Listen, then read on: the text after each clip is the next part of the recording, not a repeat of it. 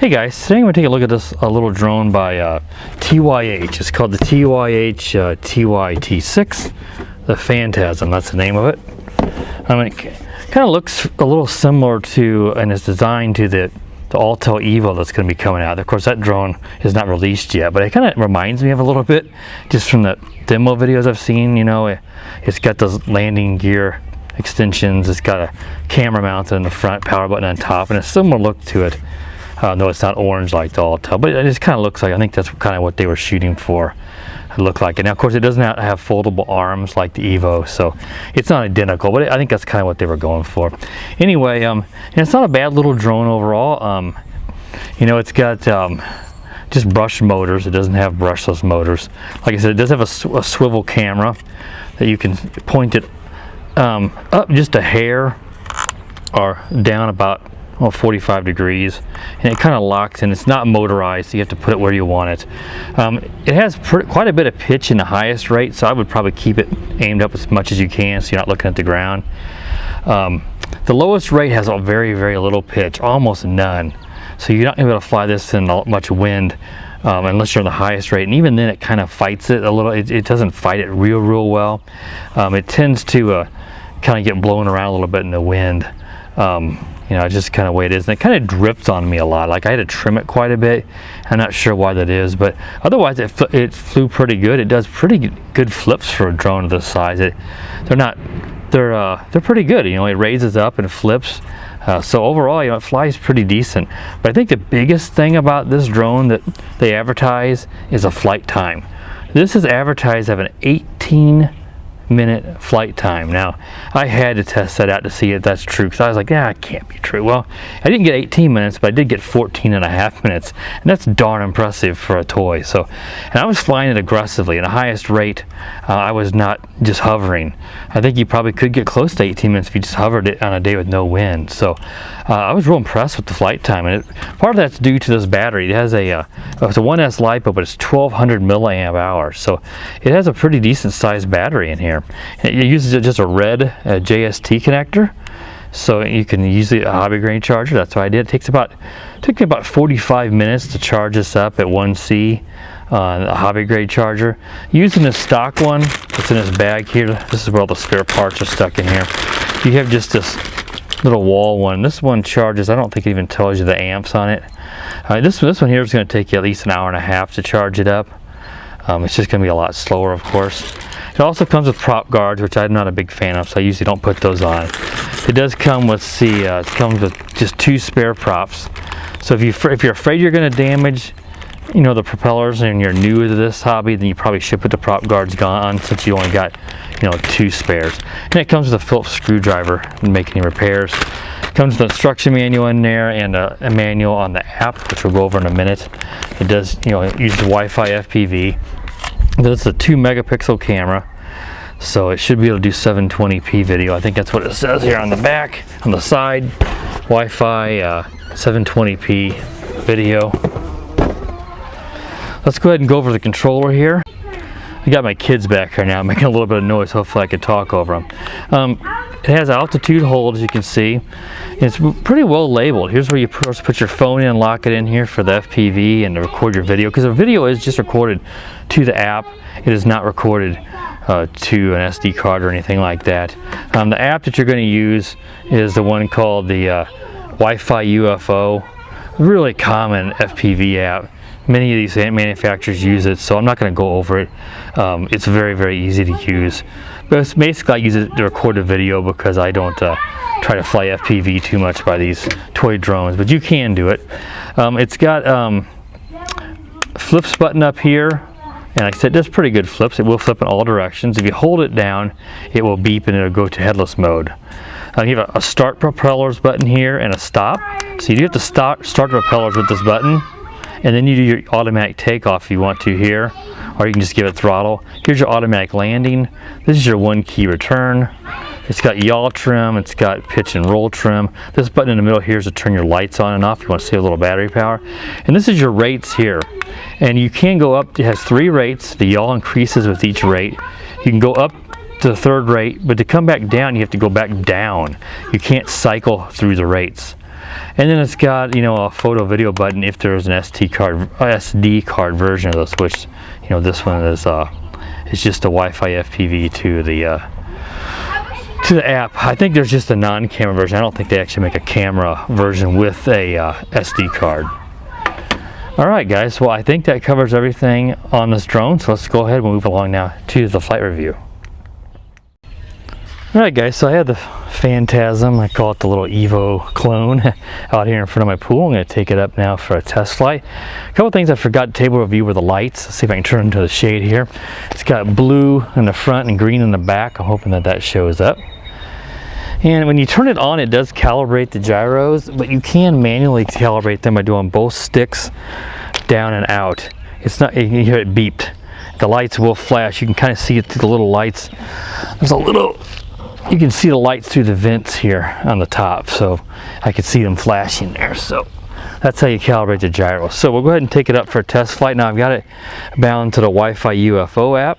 And from what I've seen just viewing the video on my phone, the video actually looked really good. Now on full screen here, if you're viewing this on a computer, it may not be. Of course, it's only in 720p, so it's going to be upscaled to 1080. That's going to also degrade the video quality a little bit. There was a little bit of jello noticeable to me, but it wasn't a ton. So overall, I think the camera on this appeared to be above average. So let's go ahead. We're going to start up the props and go ahead and do auto takeoff.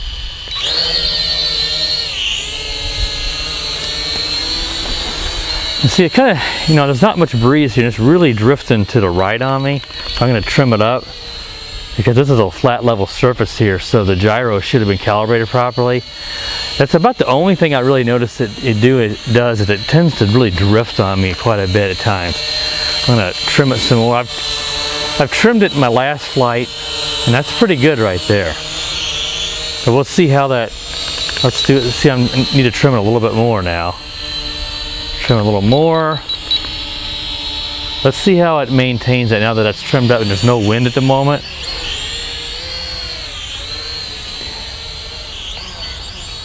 That is also, I think I'm in the highest rate. You see, it's pretty aggressive, though it's not real fast. It does funnels real nice. Let's take it over here and show you the rates. I'm gonna go down. That's the lowest rate there. Boy, there's no pitch at all. And that's the yaw, very, very slow. So I'm gonna have to take it up to the middle right, see if it's blowing away on me there, because I got a little breeze going this way.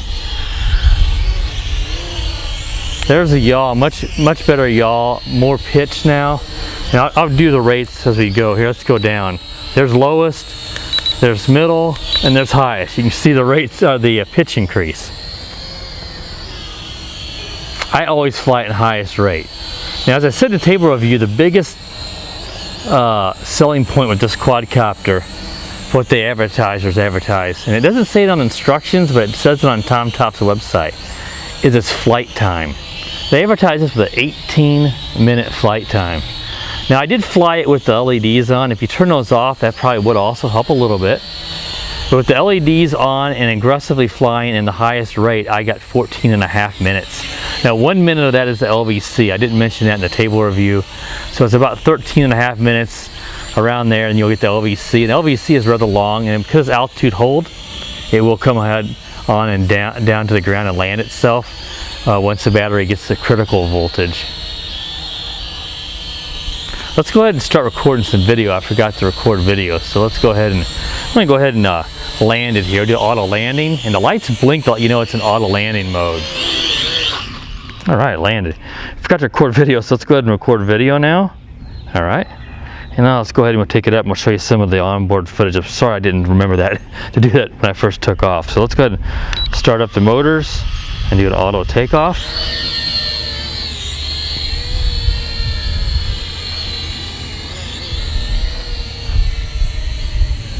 Give you an idea just how the video quality is here. It's just recording by Wi-Fi. The FPV feed also seems to be pretty good. It's not super laggy, at least, you know, here close to me. Obviously, if you get farther out, that's going to get choppy and you're going to lose frames. But overall, this is actually not a bad drone. I think it's around $50. And considering that it has such a good flight time, that's probably not a bad price, because you don't see toy quadcopters in the, you know, with rush motors flying in the 14 to 15 minute flight time. So, you know, if you don't need the LEDs on, I would turn them off. I'll show you here if I can get overhead. We'll turn them off. And then the lights are off now. I'm going to leave them on just so I can help, you know, see them a little bit. But you might add another 30 seconds on there with the LEDs off. They don't usually make a really big difference in the flight time.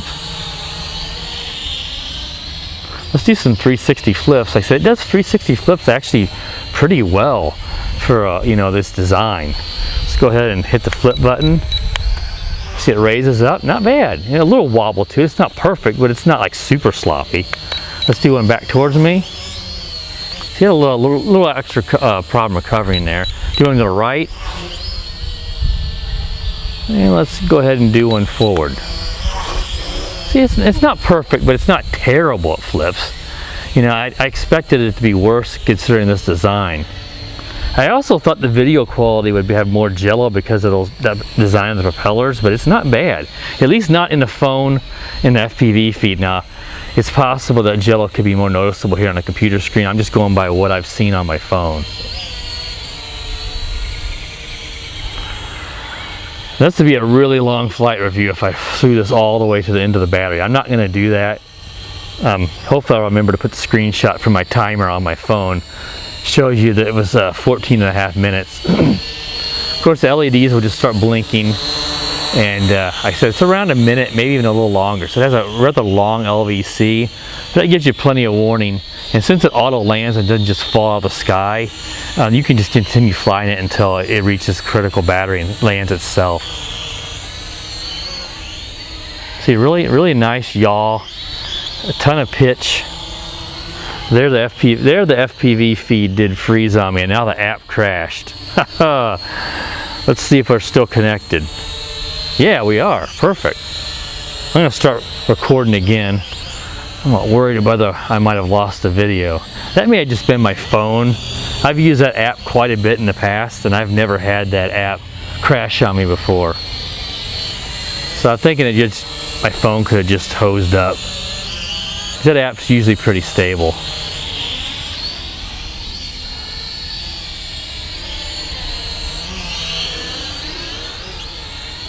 Well, I hope I didn't lose the footage there because the app crashed.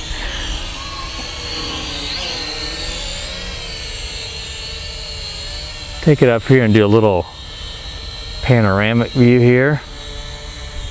I can see some wobble in it. I said the FPV feed's generally pretty good, but it's of course drifted on me because there's a breeze up there and I didn't really slow yaw. Hopefully I got the footage here saved to my phone. The app crashing worries me because I wasn't able to tell it to stop recording. So you just manually land it here. I'll manually land it, and you just hold the throttle down and it will immediately stop the props. See, really quick to stop the props, so it really knows when it hit the ground. I'm going to go ahead and stop recording there. Go ahead, we'll take it up for a little more footage here, just in case I lost some whenever the app crashed on me. Like I said, again, I think that was just my phone. All right, go ahead and start the props, and we'll do a manual takeoff.